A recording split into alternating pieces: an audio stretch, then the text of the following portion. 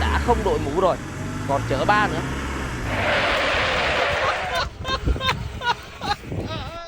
Để anh cài cho. Thôi, mời em về chốt lập biên bản. Còn gì nữa đâu mà không với chầu. Em có biết là khi điều khiển xe không đội mũ bảo hiểm là vi phạm pháp luật không? Dạ em biết ạ. Biết sao điều khiển xe lại còn không đội mũ? Em sợ tóc em hư ạ. Thế em nghĩ xem, mái tóc em quan trọng hơn hay là tính mạng em quan trọng hơn? Dạ em biết rồi ạ. Mời em xuất trình giấy tờ. Em để quên ở nhà rồi ạ. Dạ nhà em gần đây, cho em xin gọi bố em ạ.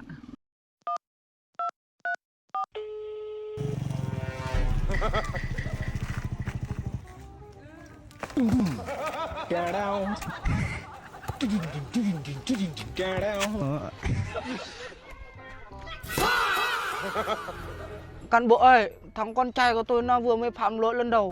Cán bộ tha cho nó đi cán bộ. Anh uống rượu rồi đúng không? Mình đâu có uống đâu cán bộ.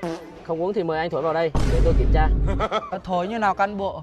Mời anh thổi một hơi dài đều vào máy nhá.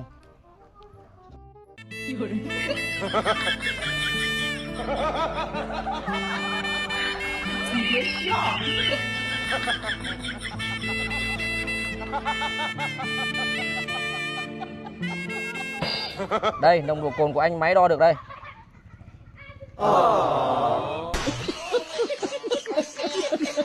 Kính thưa bà con, có một số bà con vì chủ quan khi điều khiển phương tiện tham gia giao thông không đội mũ bảo hiểm, như vậy thì sẽ tiềm ẩn nguy cơ tai nạn rất cao. Theo quy định tại điểm H khoản 2 điều 7 Nghị định 168, hành vi điều khiển phương tiện khi tham gia giao thông không đội mũ bảo hiểm sẽ bị xử phạt với mức phạt là từ 400.000 đến 600.000 đồng.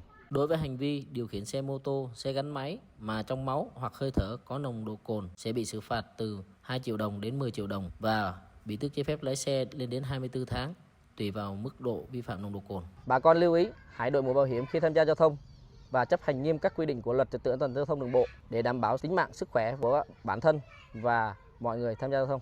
Đội mũ bảo hiểm, hành động nhỏ, an toàn lớn. Yeah!